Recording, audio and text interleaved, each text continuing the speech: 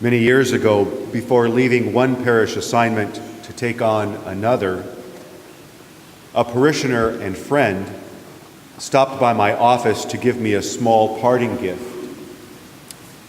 It was a coffee mug. And the gift was not so much the mug, but the quote from Winston Churchill that appears on it.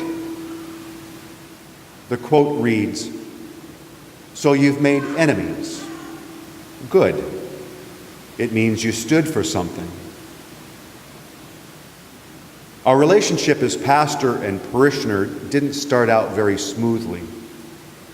He believed I was ignoring a pastoral request he had made, and a very legitimate one, while I believed that I was giving it due attention once I had a free hour to spend on his request. Our timelines and our expectations didn't intersect very well. But what started out as a rocky relationship became a solid friendship, and his gift of the Churchill quote was meant to be affirmation of my work, at the same time a slight dig, and at the same time a reminder that we all can improve. Well, the cup sits on my shelf at the seminary, where every so often I'm forced to look at it and reconcile myself to the fact I either have or had to make a tough decision that will leave some people unhappy. And it also reminds me of the realization that there were things that I didn't do as well as I could or should. Even now, after all these years, I look at it from time to time and realize, like us all, there were some things I did well and others I could have done better, so as to maximize the number of friends and minimize the number of enemies made during my time as pastor. My friend's guiding principle, which motivated him to give me the mug in the first place with the quote, his guiding principle was and always has been that it's far better to know the truth than to be consoled with a lie. The gospel this morning begins as last Sunday's gospel ended. Jesus is in his home synagogue, among his friends and family. Today we read that all spoke highly of him and were amazed at the gracious words that came from his mouth. But soon those admirers would take him to the brow of a cliff and attempt to throw him over the edge to his death. They would turn on him, and they would turn on him suddenly, because Jesus told them the truth, a truth they didn't want to hear. So what was it that Jesus said that caused such rage to stir in the hearts of his listeners? He reminded them of two events in Jewish history. One was during the life of Elijah, when the prophet had come from God to a widow, and because of her faith, God saved her. The problem for his audience was that she was not Jewish. She was a Gentile. The same was true in the story of Elisha. Leprosy was a plague spreading throughout Israel, but God used a prophet of God, of himself, to save one leper, and he too was not Jewish.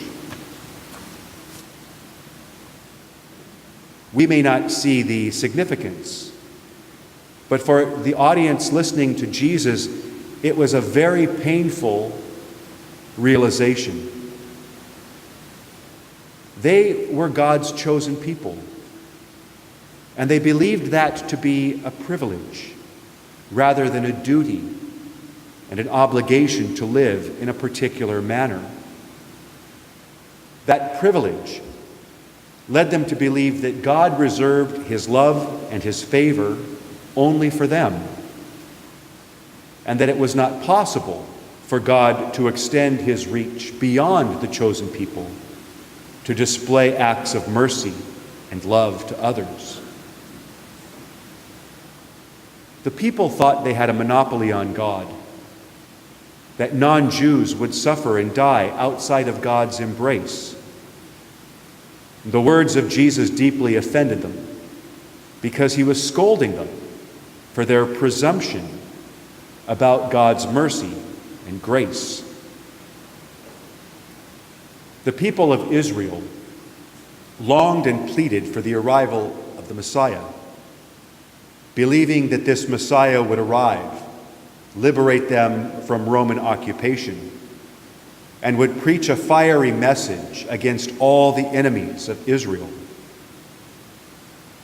But they were given a Messiah who would speak truth to them first, a message of required conversion of heart and mind that itself would provide ultimate liberation. While the people of Israel expected a Messiah who would change the world, this Messiah, this Jesus, who preached in the synagogue, required some change of heart from them first.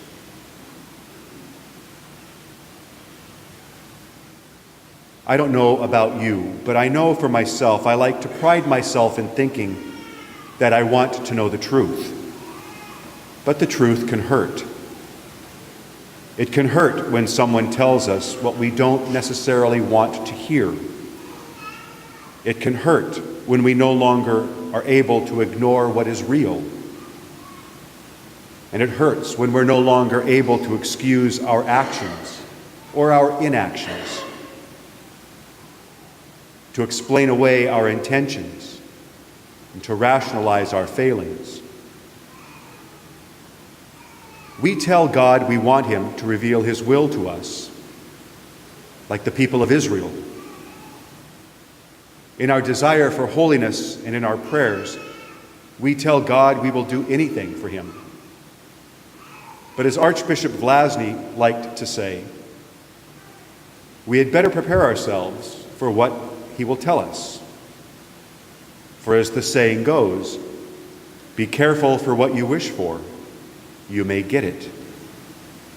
And how you get it, and what you get, may not necessarily be in the form you wished for in the first place.